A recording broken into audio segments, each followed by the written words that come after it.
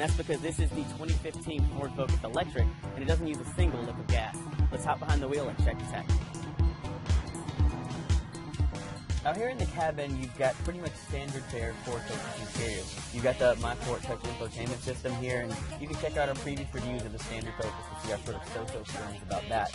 But over here, you've got a very interesting My Ford Touch instrument cluster. On one side, you've got a mirror of your infotainment data, and on the other side, you've got a variety of tools that are going to help you monitor the car's battery life and range. You have a bunch of different views you can kind of scroll through using this D-pad on the steering wheel, and that's going to let you see things like the historical data and how much battery life is currently left. All of these systems are going to be built around what Ford calls a range budget. And that's at the beginning of every trip, this computer is going to evaluate your range and give you an idea of how much range you can expect to get. And as you drive and turn on the climate control system or step on the throttle a little too much, it's going to add or subtract from that range to let you know how good you're doing.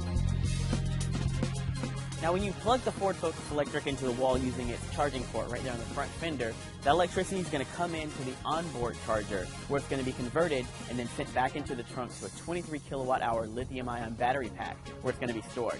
That process is going to take anywhere between 3.6 hours and 20 hours, depending on whether you use a 240-volt fast charger or just plug it into the wall in your garage.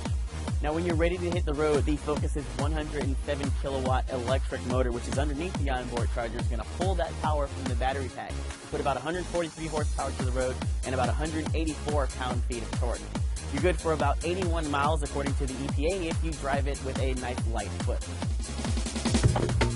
Now, as is the case with most electric vehicles, map the pedal on this thing and you'll find that it takes off with a lot more gusto than you think a wimpy green eco car probably should. And that's because electric vehicles deliver all of their torque instantaneously. There's no winding up to maximum torque at 4,500 RPM like you have in a gasoline engine. It's all there, all immediately. Of course, you won't want to do a lot of pedal matting in this vehicle if you want to get anywhere near the 81 miles prescribed range by the EPA. Now, there are a lot of advantages to driving an EV. I mean, it's a green car, there's a lot of torque, but there are a couple of compromises that come along with it. In the back of your head are always kind of keeping an eye on the range and looking for places that you can potentially charge the vehicle, and then, of course, paying attention to a lot of auxiliary systems that are going to have an impact on the range that may not affect a gasoline vehicle. I mean, I've never paid attention to what I set my climate controls to before I got into an EV, and I saw that turning the air conditioning on takes about a 5-mile hit off your estimated range.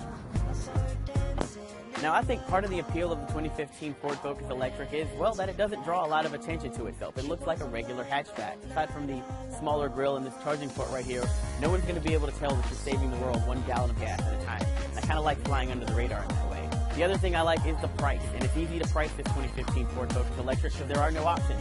$29,170 gets you out the door, but there are thousands of dollars in tax incentives